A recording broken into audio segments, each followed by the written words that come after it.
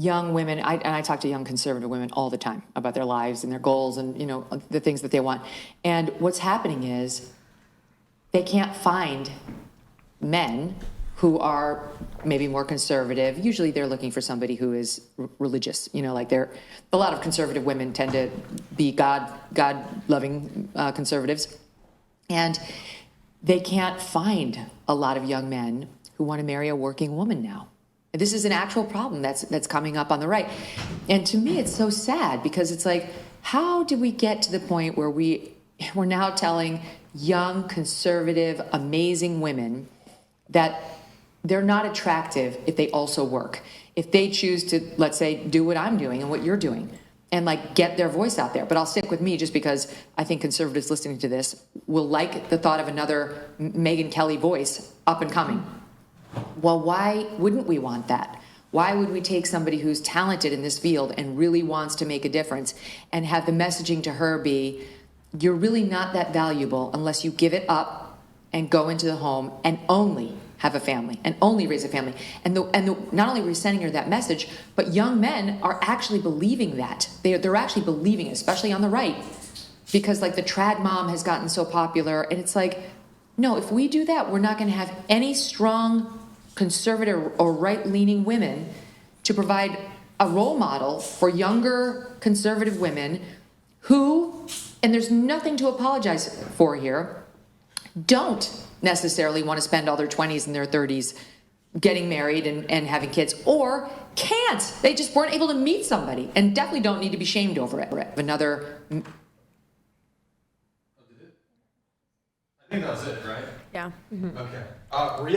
Reactions from the panel. Agree, disagree? Ooh, 50-50. I agree to an extent. I think you could, but I think you can still work and be a voice and still be a mom, a present mom. For instance, at my organization, we're full of women who are pro-life activists. And many of our staffers who are moms bring their babies to go and table on college campuses to educate people. And I mean, my staff likes to joke about how one day when I do have kids, I can bring my real life baby model instead of my fetal models around and talk about babies with my actual baby when I'm on college campuses. So you can absolutely do both.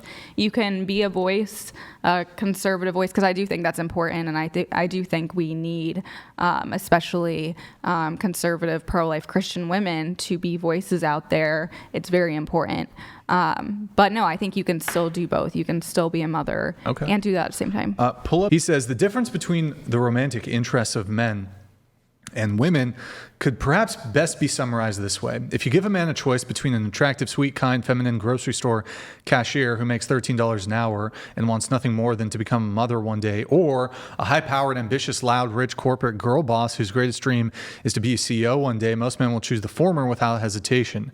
If you give women the same choice, the mild-mannered scroll down, unambitious guy working a cash register, the highly paid corporate go-getter, you're going to have a lot more takers for the latter option. Am I saying that most women are greedy gold diggers looking... Wait, this is just from his video, isn't it? Maybe we should just play his video. Scroll down a little bit. Scroll to the very bottom. Okay. No, don't. Let's go back to the video then. Why don't we just play the video? Yeah, and then F11 By here. the way, Rachel ratioed both of those women on those posts. Oh, nice. Then go to video tab and then hit play. All right. A man is not looking for a business partner. He's not looking for someone to provide for him. He wants a wife. He wants a mother for his future children. He wants a helpmate. He wants a woman, not a man. This is not a new phenomenon. Megyn calls this desire of young men a problem that is coming up on the right. But it's not a problem, and it's not coming up. Kim Iverson responded in agreement with Megyn and said that she, quote, doesn't get this trad wife trend. But what she's calling a trend, or what Megyn says is just coming up, is in fact the norm. It's the way human society has been organized since the dawn of civilization. A young man seeking a woman who will have his children and prioritize raising them and keeping a home is doing the same thing that billions of other young men have done since time immemorial. This traditional approach is not some new fad invented by TikTok influencers, nor is it a far-right conspiracy. It is the way of human civilization. These young men, they want what their grandfathers wanted, and what their grandfathers' grandfathers wanted, and what their grandfathers' grandfathers' grandfathers wanted, and on through the ages. The trend, the fad, the new thing, Megyn, is feminism. However you feel about career women who find their value and purpose in the working world, there's no question that they are the ones doing something new. Feminism sent women out of the home and into cubicles and boardrooms. Feminism convinced many women to desire professional success over and above family and children. And now feminists are angry that men were not reprogrammed along with them. Okay? Men don't want what feminism is selling. You may think they should want it, you may want them to want it, but they don't. They look out and they see that ever since the rise of feminism, divorce rates have skyrocketed, birth rates have plummeted, 60 million babies are dead, and most people are, by every metric, much more miserable. And they don't want that. You cannot make them want it. And getting angry at them for not wanting it is, first of all, fruitless, second, arrogant, third, unfair, and fourth, foolish. He's so quick. Because these young men that Megyn is referring to have an innate desire to be providers. Okay? That's why they are not especially interested in women who put their careers first. They want to provide. The desire to provide is a noble desire. Even if many of these men will end up splitting the financial load with their wives in some way, still the desire to provide is noble, and it should be encouraged, not shamed. It's not sad. There's nothing sad here, Megyn. These young men are experiencing a deep, ancient yearning, a yearning to leave home and find a wife and become one flesh, as the scripture says, and then to have children and carry on their bloodline, and then to go back out into the world on a mission to provide for their family, thereby fulfilling their destiny as men. This desire is primal and timeless. It is not a primal, timeless desire for a colleague or a business partner. It is a desire for a wife, a woman he can provide for and fight for and conquer the world for. And in return, he wants a woman who will have his children and raise and love them and prioritize them above anything and show him appreciation and respect and affection. That's what young men want. That's what any man wants. Almost every young man wants this until our feminist matriarchal society beats it out of him or convinces him that he can never have it. He can never have the thing that his grandfather had, and that his grandfather's grandfathers had, and his grandfather's grandfathers had, and on and on and on. So if you want to know why so many young men are demoralized and depressed and broken, it's because for their whole lives they've been told that what they want down at the deepest level of their soul they should not want and they cannot have. Every man before them in history could have it, but not them. We're too enlightened for that now. The feminists took over, and they know better. They know better than our ancestors do. They know better than the combined wisdom of all human history. That's the message that these young men hear. Yes, but I can after the show. You want to talk about sad, Megyn? That's sad. Reactions. That was so beautifully Reactions. said. Yeah, I agree completely with him. I agree with Reactions. I think he's allowed to, I agree with you. He's allowed to say that. What do you think? I think. Sorry, Lauren. I thought the line was interesting where it's like every man is going to have the desire to provide, and that's a great thing, but he'll have to end up sharing the financial responsibility with his wife in some cases. And I think that's just a situation that, like, sadly, modern day people have to be prepared for. So in that case, would you take the grocery store cashier that's making $13 an hour? Would that be the amount of time and hours she has to work be a relevant use of time compared to when she could be taking care of your children, but she can't because she has to do both? So I would prioritize in just all of tonight's conversation an educated woman that may have to work but still loves family and wants to spend time with her kids. There's a balance for it all. yes.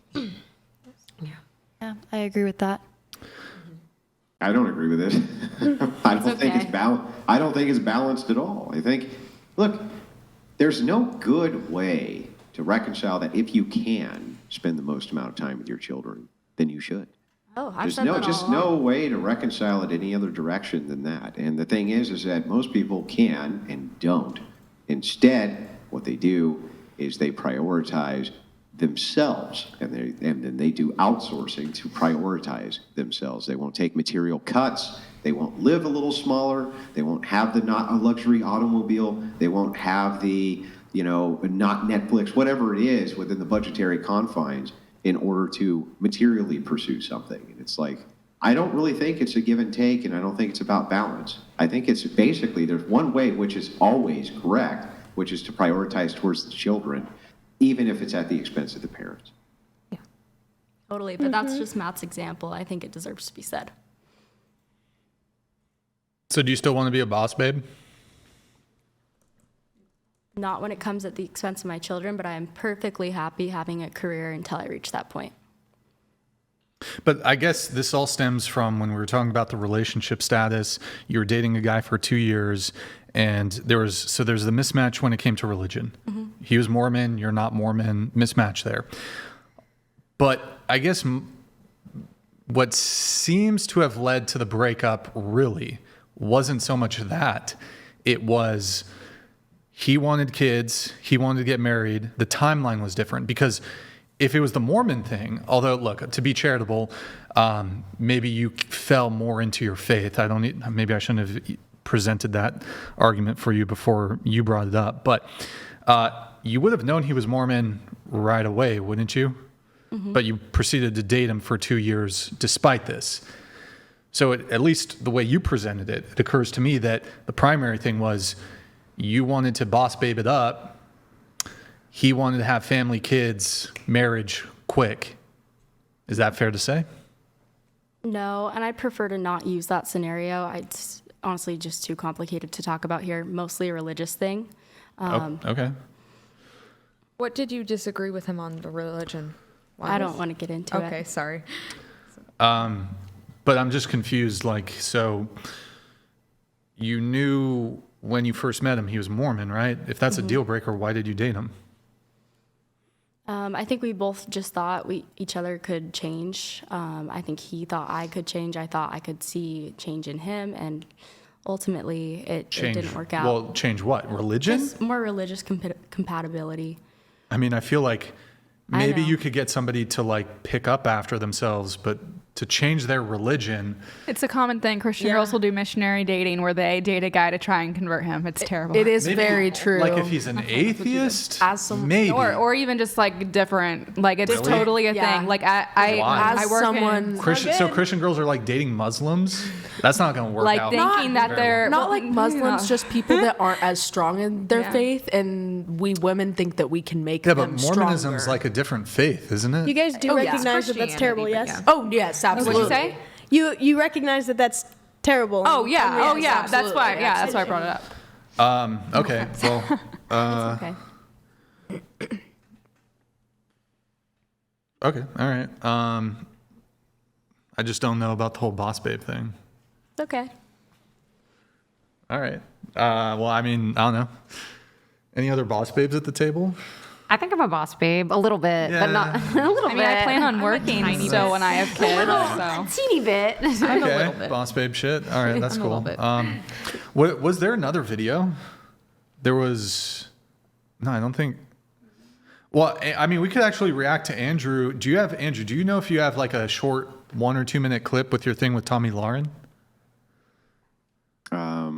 I don't have one handy, no. Okay. I would have sent one over if you had let me know.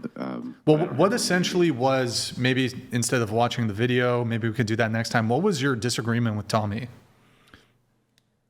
I asked Tommy what was the actual social duties that women had in society, which was on par with men's social duties. And she said essentially nothing. Tommy Lauren, essentially her position was, men want to do this, and the reward that they get is they get to see me happy. Isn't that great?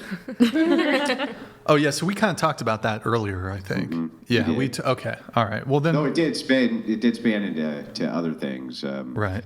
But yeah, I mean, that was the root of the argument. Sure. And the root of most of these arguments when it comes to the social dynamics between men and women is that for a long time, men have been getting the shit kicked out of them in society as being the expendable class of society.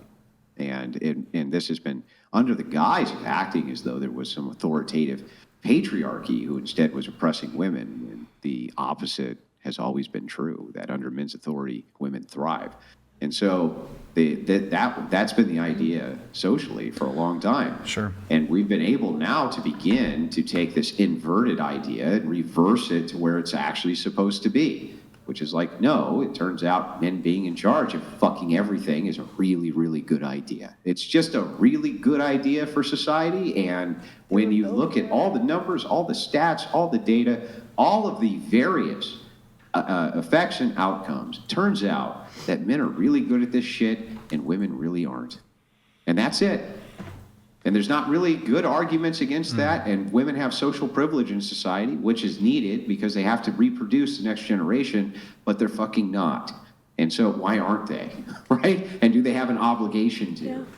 And the answer for most women is that they don't. And that's a problem.